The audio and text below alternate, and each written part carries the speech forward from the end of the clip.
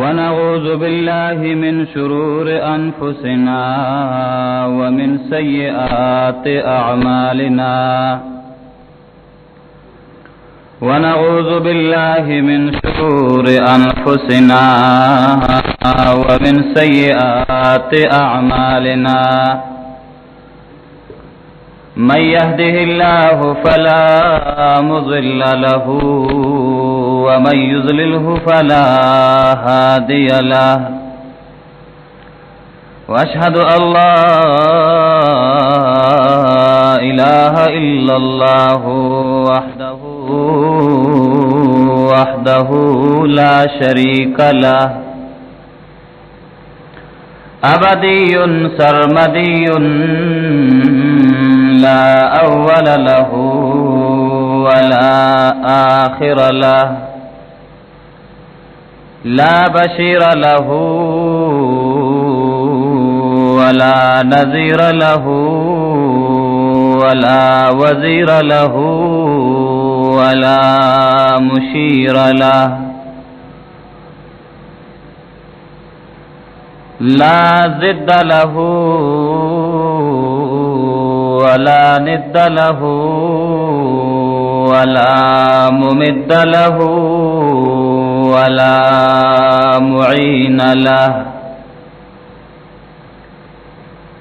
وأشهد أن سيدنا وسندنا ومولانا وأولانا وأعلانا وحبيبنا وحبيب ربنا محمدا عبده ورسوله صلى الله تعالى عليه وعلى آله وأصحابه أجمعين.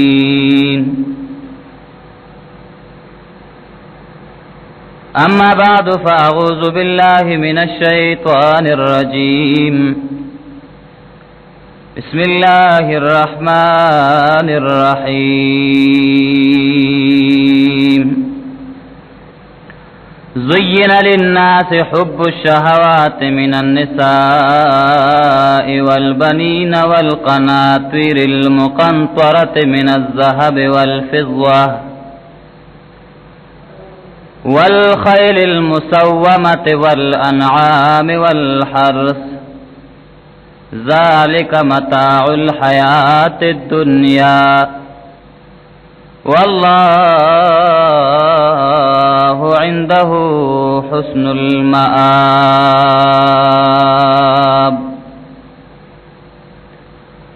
وقال النبي صلى الله تعالى عليه وسلم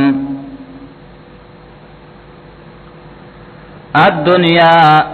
دار من لا دار له ولها يجمع من لا عقل له أو كما قال عليه الصلاة والسلام.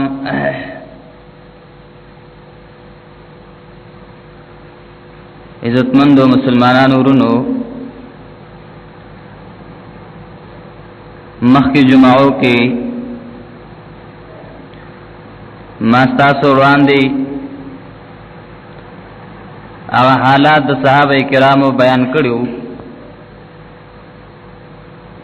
چې صحابه کرامو رضوان الله تعالی علیهم اجمعین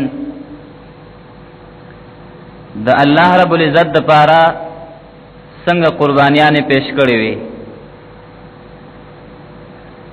دارنګ جناب رسول الله صلی الله علیه وسلم څنګه قربانیاں د الله د دین لپاره پیش کړې وي. عزتمندو دا خبر استاسو ذهن کې مخکې جمعو کې ما چولې وا چې د الله رب العزت دین نهایت اهم ترین دین دی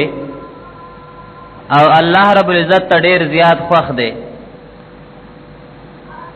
ذکر دی دین رب العزت انبیاء علیهم السلام قربان کړی دي، صحابه کرام قربان کړی دي، خپل دوستان بزرگان اولیاء هغه قربان کړی دي.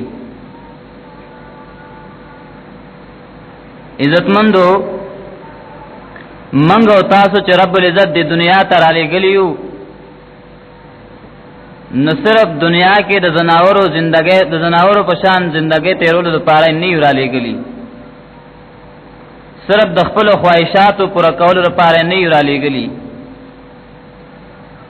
زمونږ او تاسو د پیدایش مقصد رب مونږ ته خودلې دی چې دا مخلوقات الله ما د خپل عبادت او د خپل بندګۍ لپاره پیدا کړی دي د دوی وجنه د هغه انسان د رب العزت د الله په دربار کې یو ډېر عظیم مقام دی چې هغه د خپل رب عبادت کوونکی د الله عبادت کوي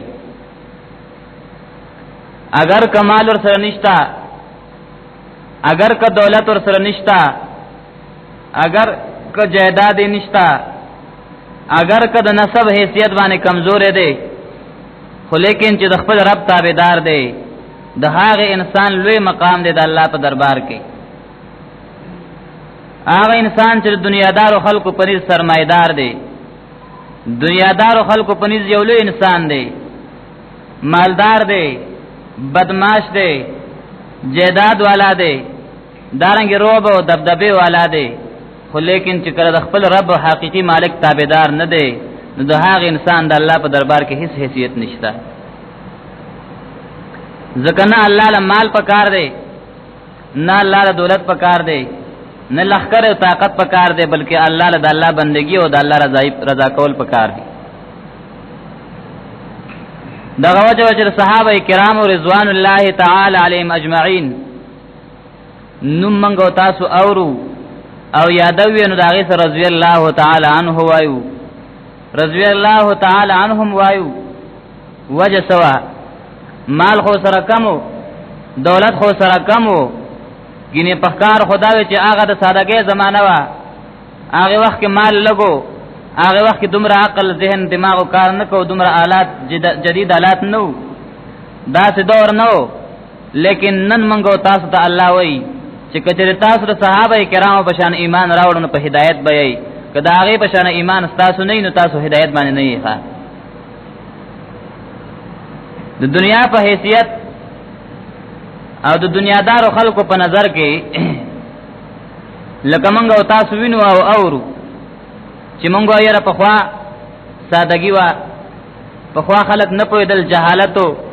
دا اوسنه زمانه ډیره زیاته بهتره ده د په خوانو خلکو نه دا سی وایو کنه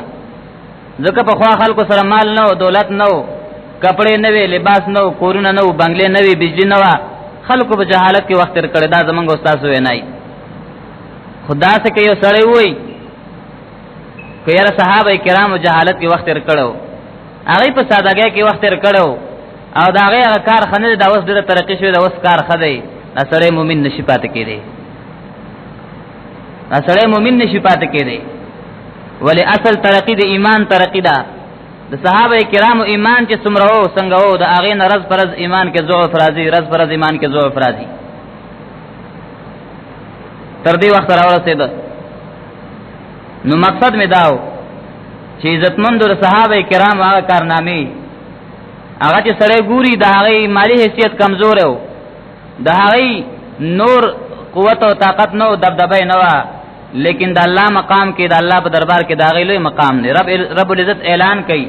لقد رضي الله عن المؤمنين